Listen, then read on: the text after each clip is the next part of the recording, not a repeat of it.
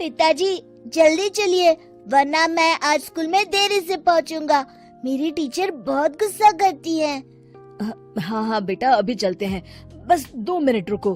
तभी रमेश की पत्नी कमरे से बाहर आती है और रमेश से कहती है, सुनिए जी, आज शाम को आप ऑफिस से जरा जल्दी घर आ जाइएगा। याद है ना, आज आपको मुझे शॉपिंग कराने के लिए लेकर जाना है। अरे भाग्यवान, इस महीने हाथ जरा तंग है। मेरी मानो तो शॉपिंग का विचार कुछ दिनों के लिए अपने दिमाग से निकाल ही दो। मैं तुम्हें अगले महीने पक्का शॉपिंग कराने ले जाऊंगा। अभी मुझे चलना चाहिए, वरना राजू को स्कूल पहुंचने में देर हो जाएगी। देखिए जी, अब आपके ये बहाने पुराने हो चुके हैं। मैं कुछ नहीं जानती। आज शाम को मुझे शॉपिंग करने जाना है, मतलब जाना है। आगे आपकी मर्जी। अच्छा ठीक है भाग्यवान, अब तुम पूरा घर सर पर मत उठाओ, मैं कुछ करता हूँ। इतना कहकर रमेश अपने बेटे राजू को लेकर वहाँ से चला जाता है।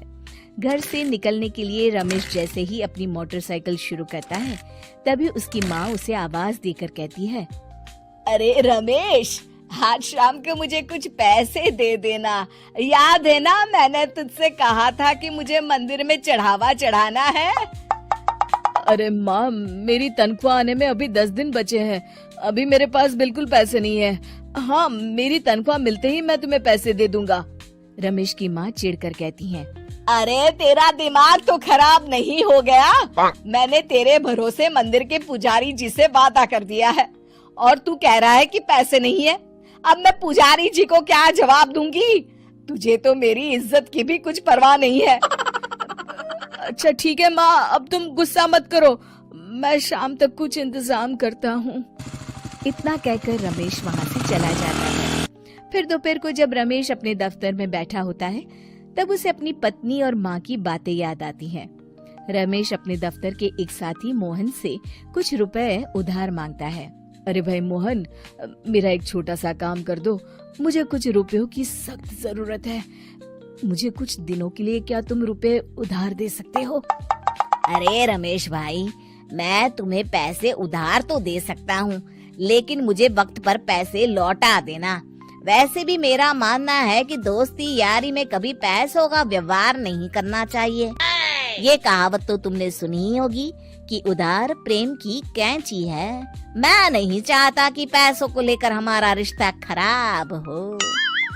अरे मोहन, तुम बिल्कुल चिंता मत करो, मैं तुम्हारे पैसे वक्त पर लौटा दूंगा। फिर मोहन रमेश को पैसे दे देता है। शाम को घर आकर रमेश कुछ पैसे अपनी माँ को देता है और साथ ही अपनी पत्नी को भी शॉपिंग कराने बाजार लेकर जाता है।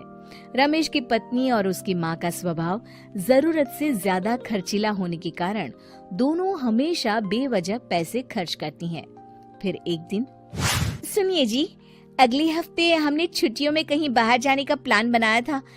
आपने पैसों का इंतजाम कर लिया ना? अरे अभी कहाँ, अभी तो मेरे पास बिल्कुल पैसे नहीं है। हम कभी और चले जाएंगे। देखिए जी, मैंने सभी सहेलियों से कह दिया है कि मैं बाहर घूमने जा रही हूँ। अगर मैं नहीं गई तो सब मुझ पर हंसेंगी। आप कहीं से भी पैसों का इंतजाम कीजिए जी। इतना कहकर रमेश की पत्नी वहाँ से चली जाती है। वहीं दूसरी तरफ रमेश की माँ भी तीर्थ यात्रा जाने की जिद करती है और रमेश से पैसे मांगती है। फिर अगले दिन रमेश एक सेठ से पैसे उधार लेकर अपनी पत्नी और बेटे को घुमाने ले जाता है और अपनी माँ को भी तीर्थ यात्रा पर भेज देता है। लेकिन जैसे ही रमेश अपनी छुट्टियां बिताकर वापस आता है, कर्जदार उसका जीना मुश्किल कर देते हैं। इतना ज्यादा कर्ज एक साथ अपने ऊपर देख रमेश काफी परेशान रहने लगता है।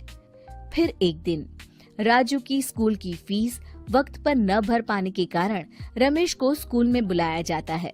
स्कूल के प्रिंसिपल साहब रमेश को सख्त हिदायत देते हैं कि अगर वक्त पर स्कूल की फीस नहीं भरी गई तो उनके बेटे का नाम स्कूल से काट दिया जाएगा। अपने बेटे की स्कूल की फीस भरने के लिए रमेश अपने दोस्त गिरधारी से कुछ पैसे उधार ले लेता है और स्कूल की फीस भर देता है। रमेश की माँ और उसकी पत्नी खर्चे और घर की जिम्मेदारी संभालते संभालते धीरे धीरे रमेश पूरी तरह कर्ज में डूब जाता है। और तभी एक दिन दफ्तर में काम करते समय रमेश की तबीयत अचानक बिगड़ जाती है और वो बेहोश होकर गिर पड़ता है। उसे जल्दी से पास के एक अस्पताल में भर्ती कराया जाता है। रमेश के घर वालों को ये बात पता चल जाती है तो वे सभी अस्पताल पहुंचते हैं। अस्पताल के डॉक्टर साहब उन्हें बताते हैं, देखिए, देर रात तक जागने और जरूरत से ज्यादा काम करने की वजह से इन्हें चक्कर आ गया था। बेहतर यही होगा कि इन्हें कुछ दिनों के लिए पूरी तरह आराम करने दिया जाए।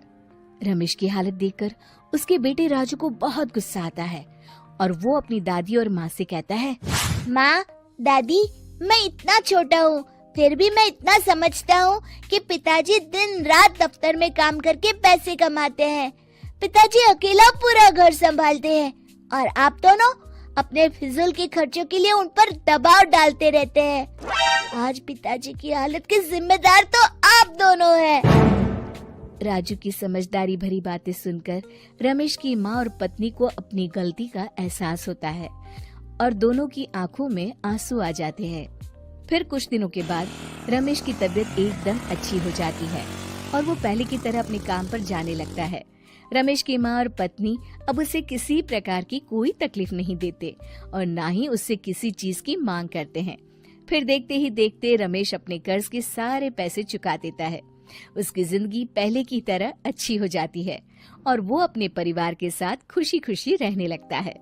शिक्षा, हमारे रिश्ते एक तराजू की तरह होते हैं जिसकी दोनों ओर जिम्मेदारी और समझदारी का वजन बराबर होना चाहिए।